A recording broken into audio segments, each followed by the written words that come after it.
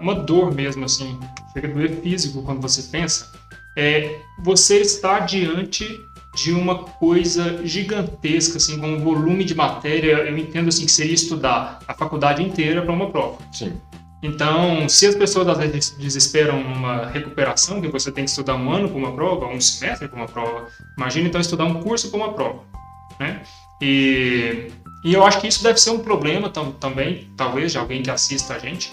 E aí, você comentou de um software, né? Como que seria esse software? Como que isso ajuda, então, você organizar isso daí para aplicar, então, o Space Repetition, que é praticamente, então, o método Fluid? A ideia é que cada um daqueles temas que eu fiz, então, os diversos cursinhos dividem as questões de acordo com temas. E aí pegam toda a prova da residência, de cada submatéria, e vão dividir isso em subtemas. E o que eu fazia era fazer questões desse subtema de uma maneira bem específica, que no nosso curso a gente explica de maneira bem detalhada.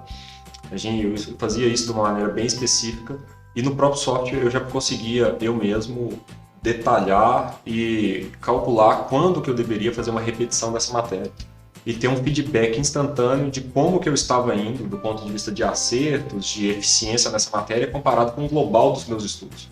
Então eu conseguia ter acesso a gráficos que me permitiam ver como que era a eficiência do meu estudo, e com isso eu conseguia direcionar meus esforços a estudar de maneira mais eficiente. Uma pessoa que não tem esse recurso à sua disposição, que não consegue fazer isso, ela acaba estudando todas as coisas de uma maneira nivelada, dando a mesma importância para tudo, chega lá na hora da prova, ela acaba errando questões que, se ela tivesse dedicado mais tempo para estudar aquilo que estava em falha, ela teria acertado. Então é assim que você consegue as melhores notas e passa nas melhores residências. Otimizando o seu estudo para não errar aquilo que você erraria com o estudo não otimizado. É uma coisa que parece simples, mas que na prática é difícil de fazer. Para isso que a gente teve que, inclusive, montar um curso, porque existe toda uma base teórica e existem várias etapas que você segue para conseguir esse tipo de resultado. A ideia é otimizar o tempo. Então, quanto menos tempo você tem, quanto mais apertada é a sua vida, mais faz sentido você otimizar o seu tempo para atingir os melhores resultados.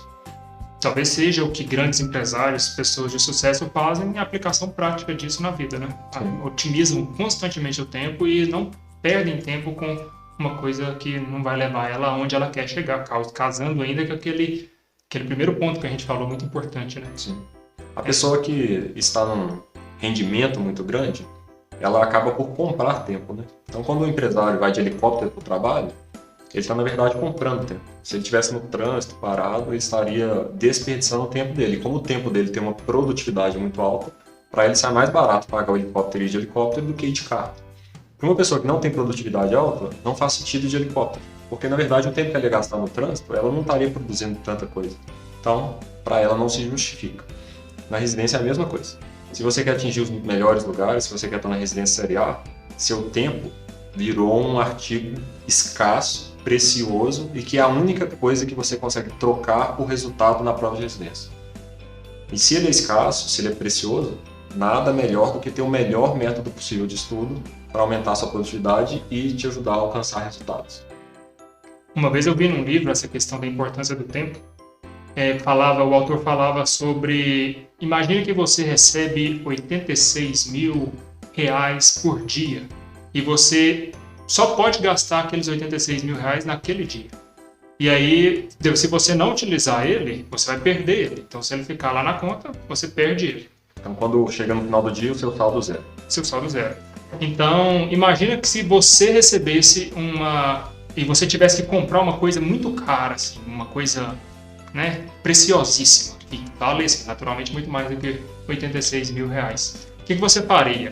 Eu imagino que as pessoas elas fariam o seguinte, elas tentariam investir e aplicar esse dinheiro da melhor forma possível, todos os dias, de forma que depois de um tempo ela tivesse aquele montante que ela precisa para comprar aquele ativo, que é tão sonhado ativo, né? E aqui é interessante que ele fala de 86 mil e tem uns quebradinhos que eu não lembro o número exato, mas é exatamente o número de segundos que a gente tem a cada dia. E aí, se você for pensar que você vai investir os seus segundos para você alcançar o seu objetivo, é praticamente isso. Então, por que o empresário voa de helicóptero? Porque os segundos dele é precioso e ele está investindo aqueles segundos para um ativo muito maior do que aquela simples viagem de helicóptero. Então é isso que justifica, e é por isso então que você não tem que simplesmente estudar, você precisa também de estar com o método certo. Senão você vai gastar tempo, vai torrar tempo, mesma coisa de você estar no carro agarrado no trânsito, enquanto está o seu colega voando de helicóptero em cima de você, né, com o método certo. Exatamente, é a mesma coisa. É a mesma comparação, segue a mesma ideia.